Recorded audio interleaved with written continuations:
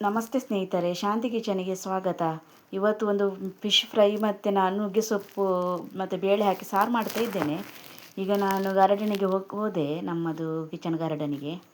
ಅಲ್ಲಿ ಒಂದು ಹೀರೆಕಾಯಿ ಆಗಿದೆ. ಅದು ಮೊನ್ನೆ ಸಣ್ಣದಿತ್ತು, ಇಷ್ಟು ದೊಡ್ಡದಾಗಿದೆ ನೋಡಿ. ಈಗ ನಾನು ತೆಗಿತಾ ಇದ್ದೇನೆ.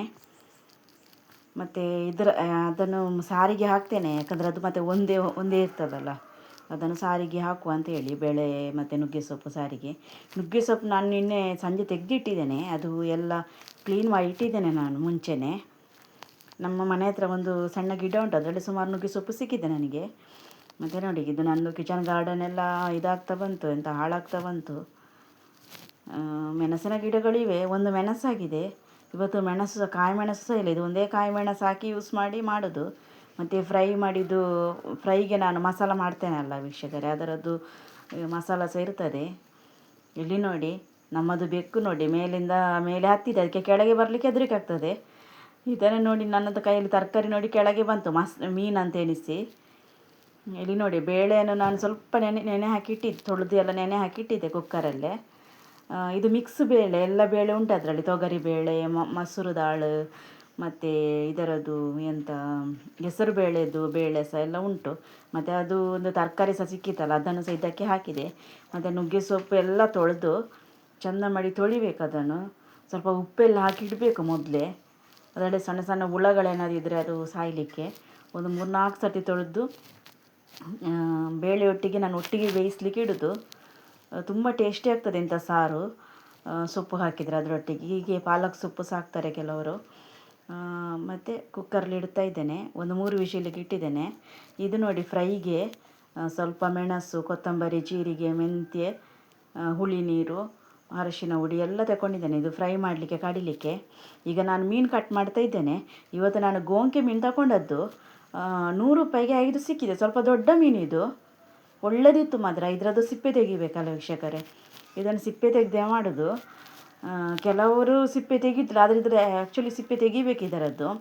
ಇದು ಸಿಪ್ಪೆ ತೆಗಿಲಿಕ್ಕೆ ಸುಲಭ ಇದರದ್ದು. ಕರೆಕ್ಟಾಗಿ ನಾವು ಅದು ಸೈಡಿದ್ದು ಕರೆಕ್ಟ್, ನಾವು ಅದರದ್ದು ಸೈಡ್ ಕರೆಕ್ಟ್ ಕಟ್ ಮಾಡ್ಕೊಳ್ಬೇಕು ಫಸ್ಟಿಗೆ. ಎರಡೂ ಸೈಡ್ ಚೆಂದ ಮಾಡಿ ಕಟ್ ಮಾಡ್ಕೊಳ್ಬೇಕು. ಈ ಲೈನಲ್ಲಿ ಕಟ್ ಮಾಡ್ಕೊಂಡು ಬರಬೇಕು. ಹೀಗೆ ನೋಡಿ, ನಾನು ತೋರಿಸ್ತಾ ಇದ್ದೇನಲ್ಲ, ಇದೇ ರೀತಿ ಕಟ್ ಮಾಡ್ಕೊಂಡು ಬರಬೇಕು. ಇದು ತುಂಬ ಟೇಸ್ಟ್ ಇರ್ತದೆ ಮೀನಿದು. ಎರಡೂ ಸೈಡಿಗೆ ಸಹ ಕಟ್ ಮಾಡೋದು ಹೀಗೆ. ಸ್ವಲ್ಪ ಗಟ್ಟಿ ಇರ್ತದೆ, ಒಳ್ಳೆ ನೈಫ್ ಇರಬೇಕು ನಮ್ಮ ಹತ್ರ ಕಟ್ ಮಾಡಲಿಕ್ಕೆ. ನೈಫು ಸಹ ಆಗ್ತದೆ, ಸೀಸರ್ ಸಹ ಆಗ್ತದೆ. ಒಳ್ಳೆ ಸೀಸರೆಲ್ಲ ಇದ್ದರೆ ಇದು ಸುಲಭ ಕಟ್ ಮಾಡಲಿಕ್ಕೆ. ಒಂದು ಸಲ ಸಿಪ್ಪೆ ತೆಗೆದ್ರೆ ಮತ್ತೆ ಕ್ಲೀನ್ ಆಗ್ತದೆ ಅದು. ತುಂಬ ಒಳ್ಳೆ ಟೇಸ್ಟಿ ಮೀನಿದು. ಒಂದೇ ಮುಳ್ಳು, ಸಿಂಗಲ್ ಮುಳ್ಳು ಇದು. ಇದರದ್ದು ಸಿಪ್ಪೆ ತೆಗೆದಿದ್ರೆ ಇದರ ಮೇಲೆ, ಸಿಪ್ಪೆಯ ಮೇಲೆ ಸಹ ಒಂಚೂರು ಸ್ವಲ್ಪ ಗಟ್ಟಿ ಗಟ್ಟಿ ಮುಳ್ಳು ಮುಳ್ಳು ಥರ ಉಂಟು. ಮತ್ತು ಸೈಡಿದೆಲ್ಲ ಇದನ್ನು ತಗೊಳ್ಬೇಕು. ಕೆಲವೊಮ್ಮೆ ಸಿಪ್ಪೆ ತೆಗೆಯುವಾಗ ಒಟ್ಟಿಗೆ ಹೋಗ್ತದೆ ಅದು ಸಹ ಸೈಡಿದು ಅದರದ್ದು ರೆಪ್ಪೆ ಎಲ್ಲ ತೆಗೆಯೋದು. ಮತ್ತು ಇದನ್ನು ಈ ಥರ ಕಟ್ ಮಾಡ್ಕೊಳ್ಳೋದು. ನಾನು ಒಂದು ಈಗ ಅದರದ್ದು ತಲೆ ತೆಗೆದು ಮಾಡಿದೆ.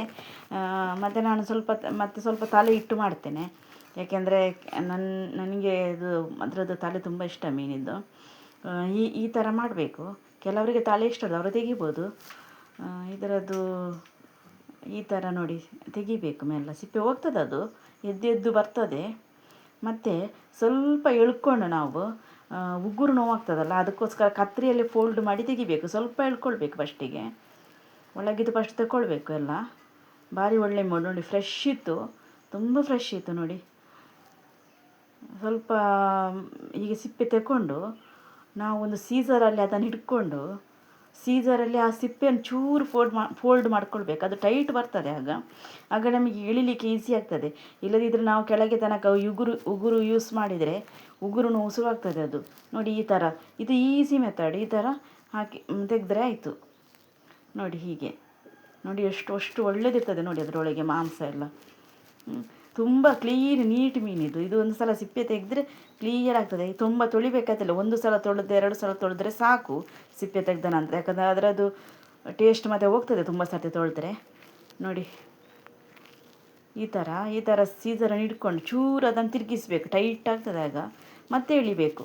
ಇಲ್ಲದಿದ್ದರೆ ನಿಮ್ಮ ಹತ್ರ ಕಟ್ಟಿಂಗ್ ಪ್ಲೇಯರ್ ಇದ್ದರೆ ಅದು ಸಹ ಎಳೆದ್ರೆ ಸಾಕ್ತದೆ. ಇಂಥದ್ರಲ್ಲಿ ದೊಡ್ಡ ಮೀನು ಸಹ ಬರ್ತದೆ, ಅದು ಕಟ್ಟಿಂಗ್ ಪ್ಲೇಯರಲ್ಲಿ ಎಳಿಬೇಕಾಗ್ತದೆ. ನೋಡಿ ಎಷ್ಟು ಕ್ಲೀನ್ ಆಯಿತು ನೋಡಿ. ಇದೇ ಥರ ಎಲ್ಲ ಮೀನನ್ನು ಮಾಡುವ. ಕೆಲದಕ್ಕೆಲ್ಲ ಮಂಡೆ ಇಟ್ಟಿದ್ದೇನೆ, ಎಲ್ಲದಕ್ಕೂ ಸಹ ಮಂಡೆ. ಇದು ಒಂದು ಮಾತ್ರ ನಿಮಗೆ ತೆಗೆದು ತೋರಿಸಿದ್ದು. ಮಂಡೆ ಅಂದರೆ ಫುಲ್ಲು ಮಂಡೆ ಅಲ್ಲ, ಅದರ ರೆಪ್ಪೆ ಎಲ್ಲ ತೆಗಿಬೇಕು ಸೈಡಿದು. ಇದೇ ರೀತಿ ಎಲ್ಲವನ್ನು ಸಹ ಕ್ಲೀನ್ ಮಾಡ್ಕೊಳ್ಳೋದು. ಈಗ ನಾನು ಮಸಾಲೆ ರೆಡಿ ಮಾಡಿದ್ದೇನೆ, ಅದನ್ನೆಲ್ಲ ಕಡಿದು ನಾನೇ ಮಾಡಿದ ಮಸಾಲೆ, ಯಾವುದು ಬೇರೆ ಮಸಾಲೆ ಸೇರಿಸಲಿಲ್ಲ ನಾನು. ಆಗ ತೋರಿಸಿದ್ದಲ್ಲ ಅದೇ. ಇದರದ್ದು ನೀರು ನಾನು ಮತ್ತೆ ಸಾರಿಗೆ ಹಾಕ್ತೇನೆ. ಮಸಾಲ ನಾವು ಮಿಕ್ಸಿ ತೊಳೆದದ್ದು ನೀರು ಇರ್ತದಲ್ಲ, ದಪ್ಪ ನೀರು, ಅದನ್ನು ಬಿಸಾಡಬಾರ್ದು, ಅದು ಸಾರಿಗೆ ಹಾಕ್ಬೋದು. ಯಾಕಂದರೆ ನನ್ನ ಹತ್ರ ಕಾಯಿ ಮೆಣಸು ಸೇರಲಿಲ್ಲ, ಒಂದೇ ಕಾಯಿ ಮೆಣಸು ಇದ್ದದ್ದು. ಅಷ್ಟು ಹಾಕಿ ನಾನು ಇದನ್ನು ಬಿಸಾಡೋದಿಲ್ಲ, ಇದು ತುಂಬ ಒಳ್ಳೆ ಸ್ಮೆಲ್ ಇರ್ತದೆ. ಮತ್ತು ಸ್ವಲ್ಪ ಉಪ್ಪು ಹಾಕಬೇಕು. ಉಪ್ಪು ಹಾಕಿ ಚೆಂದ ಮಾಡಿ ಮಿಕ್ಸ್ ಮಾಡಬೇಕು. ಅದನ್ನು ಮಿಕ್ಸ್ ಮಾಡಿ ಇದಕ್ಕೆಲ್ಲ ಈ ಮೀನಿಗೆಲ್ಲ ನಾವು ಸಿಪ್ಪೆ ತೆಗೆದ ನಂತರ ಅದಕ್ಕೆಂತ ಕಟ್ಸ್ ಎಲ್ಲ ಹಾಕುವ ಅವಶ್ಯಕತೆ ಇಲ್ಲ. ಎಲ್ಲವನ್ನು ಸಹ ಚೆಂದ ಮಾಡಿ ಅದರಲ್ಲಿ ಇಟ್ಟು ಮಿಕ್ಸ್ ಮಾಡಿಕೊಳ್ಬೇಕು. ಮತ್ತು ಅದನ್ನು ಒಂದು ಗಂಟೆ ಬಿಡಬೇಕು, ಅರ್ಧ ಗಂಟೆ, ಇಲ್ಲದ್ರೆ ಮಿನಿಮಮ್ ಅರ್ಧ ಗಂಟೆ ಆದರೂ ಬಿಡಬೇಕು, ಮೀನು ಒಳ್ಳೆ ಎಳ್ಕೊಳ್ತದಲ್ಲ. ಇಲ್ಲದಿದ್ದರೆ 1 ಗಂಟೆ ಬಿಟ್ಟರೆಲ್ಲ ಒಳ್ಳೆಯದಾಗ್ತದೆ. ಇದನ್ನು ಹಾಗೆ ಮಾಡಿ ನಾನು ಡೈರೆಕ್ಟ್ ಫ್ರೈ ಮಾಡಿದೆ. ನಾನು ರವೆಯಲ್ಲಿ ಹಾಕಿದ್ದು, ರವೆ ಫ್ರೈಯೇ ಜಾಸ್ತಿ ಮಾಡೋದು ನಾನು. ಮಸಾಲೆ ಫ್ರೈ ಸಹ ಮಾಡ್ಬೋದು, ಆದರೆ ಕೆಲವೊಮ್ಮೆ ಅದು ಕರ್ರಾಗಿ ಆದರೆ ಅದು ಡೈರೆಕ್ಟ್ ಅದರದ್ದು ಮಾಂಸ ಎಲ್ಲ ಹಾಳಾಗ್ತದಲ್ಲ, ಅದಕ್ಕೋಸ್ಕರ.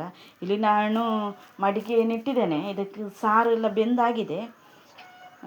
ನುಗ್ಗೆ ಸೊಪ್ಪಿದು ಸಾರು ಮಾಡಲಿಕ್ಕೆ. ಅದಕ್ಕೆ ನಾನೀಗ ಒಗ್ಗರಣೆಗೆ ಮಣ್ಣಿನ ಮಡಿಕೆ ಇಟ್ಟಿದ್ದೇನೆ. ಸಾಸಿವೆ, ಸೇಮ್ ಒಗ್ಗರಣೆಗೆ ಸಾಸಿವೆ ಮತ್ತು ನೀರುಳ್ಳಿ ಹಾಕೋದಿಲ್ಲ ನಾನು. ನೀರುಳ್ಳಿ ಎಲ್ಲ ಅದಕ್ಕೆ ಹಾಕಿದ್ದೇನೆ ನಾನು, ಟೊಮೆಟೊ ಎಲ್ಲ ಅದಕ್ಕೆ ಹಾಕಿದ್ದೇನೆ.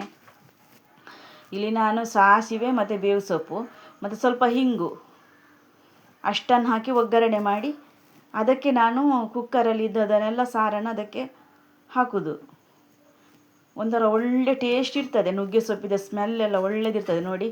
ಇದು ಒಳ್ಳೆದಾಗಿದೆ, ಅದು ಬೇಳೆ ಎಲ್ಲ ಮಿಕ್ಸ್ ಆಗಿ ಅದಕ್ಕೆ ನೋಡಿ. ಸ್ವಲ್ಪ ದಪ್ಪನೆ ಇಟ್ಕೊಳ್ಬೇಕು. ಈ ಸಾರೆಲ್ಲ ತುಂಬ ತೆಳು ಮಾಡಬಾರ್ದು, ತುಂಬ ತೆಳು ಮಾಡಬಾರ್ದು, ರಸಮ್ ಥರ. ಈ ಥರ ಮಾಡಿ ನೀವು. ಹೆಲ್ದಿ ಇದು, ಹೆಲ್ತಿಗೆ ಸಹ ಒಳ್ಳೆಯದು. ಇದರಲ್ಲಿ ಎಲ್ಲ ಬೇಳೆಗಳು ಇವೆ. ನಾನೊಂದು ಪ್ಯಾಕೆಟ್ ಬೇಳೆ ತಂದು ಅದರಲ್ಲಿ ಅದರದ್ದು ಸಹ ಬೇಳೆ ಇರ್ತದೆ. ಮತ್ತು ನೋಡಿ, ಇದು ನೀರು ಆಗ ನಾನು ಫ್ರೈಗೆ ಮಾಡಿದ ಮಸಾಲದು ನೀರು ಬಿಸಾಡಲಿಲ್ಲ ನಾನು, ಅದಕ್ಕೆ ಹಾಕಿದೆ. ಇಲ್ಲಿ ರವೆ ಹಾಕಿದ್ದೇನೆ. ರವೆ ಹಾಕಿ ಒಂದು ಅರ್ಧ ಗಂಟೆ ಬಿಟ್ಟು ಚೆಂದ ಎಳೆದ ನಂತರ ಫ್ರೈ ಮಾಡ್ತಾ ಇದ್ದೇನೆ. ಥ್ಯಾಂಕ್ ಯು ವೀಕ್ಷಕರೇ, ನಂದು ವಿಡಿಯೋ ನೋಡಿದ್ದಕ್ಕಾಗಿ. ನನ್ನ ವಿಡಿಯೋವನ್ನು ಸಬ್ಸ್ಕ್ರೈಬ್ ಮಾಡಿ, ಶೇರ್ ಮಾಡಿ.